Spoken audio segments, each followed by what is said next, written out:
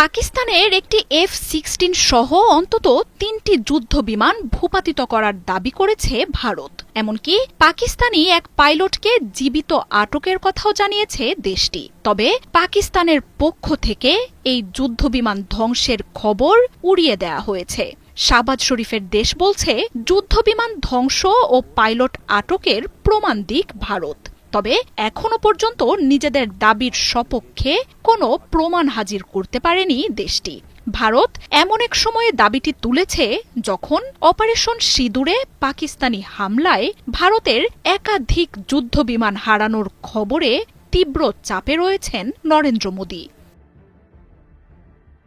ভারত জানায়, বৃহস্পতিবার রাতে জম্মু কাশ্মীর, রাজস্থান এবং পাঞ্জাবের কয়েকটি জায়গায় পরপর হামলা চালায় পাকিস্তানি বাহিনী। পাল্টা আঘাতে পাকিস্তানের F-16 যুদ্ধবিমান ধ্বংসের দাবি করেছে তারা।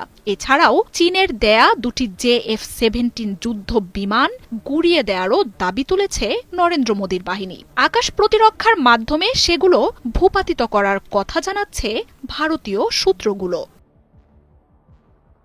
যুক্তরাষ্ট্রের কাছ থেকে বহু আগে F-16 যুদ্ধবিমান পেয়েছে পাকিস্তান। তবে ভারতের ভূখণ্ডে বিমানটির মাধ্যমে হামলা চালানোর ব্যাপারে রয়েছে বিধিনিষেধ, এমনটাই বিভিন্ন সময়ে উঠে এসেছে।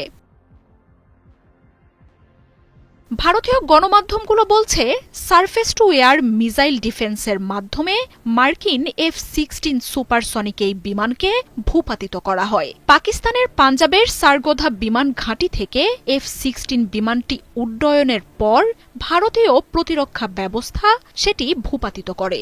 দুই দেশের আন্তর্জাতিক সীমান্ত থেকে ২৭০ কিলোমিটার দূরের পাকিস্তানের এই ঘাঁটিটি যুদ্ধের ফ্রন্ট লাইনে বলে জানাচ্ছে গণমাধ্যমগুলো। তবে F-16 যুদ্ধবিমান ভূপাতিত করার দাবি সাথে সাথেই মিথ্যা বলে উড়িয়ে দিয়েছে পাকিস্তান। পাকিস্তানি বাহিনী বলছে, যুদ্ধ বিমান আর অগণিত ড্রোন হারানোর ব্যর্থতায় এখন গুজব ছড়াচ্ছে ভারত। যুদ্ধবিমান ধ্বংস করে থাকলে তার প্রমাণ দেয়ারও দাবি তুলছেন পাকিস্তানিরা। এর আগে ২০১৯ সালে পাকিস্তানের বালাকোটে হামলার পরও ভারত একটি F-16 ধ্বংসের দাবি তোলে। তবে সেই দাবি ভিত্তিহীন বলে জানায় স্বয়ং যুক্তরাষ্ট্রই। পাকিস্তানকে দেয়া সব F-16 বিমান অক্ষত রয়েছে বলে জানায় মার্কিন সরকার। সে সময় উল্টো ভারতের মিগ যুদ্ধবিমান ধ্বংস করে পাইলটকে জীবিত ধরে এনে জনসম্মুখে প্রকাশ করে পাকিস্তানি বাহিনী। সেই ঘটনায় তীব্র লজ্জার মুখে পড়ে ভারত।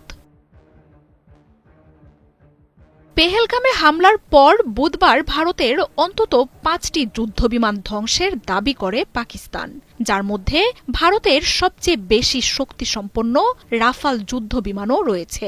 আন্তর্জাতিক গণমাধ্যমগুলোও সেই তথ্যের সত্যতা প্রকাশ করছে। রাতারাতি একাধিক যুদ্ধবিমান হারিয়ে তীব্র চাপে রয়েছেন নরেন্দ্র মোদি।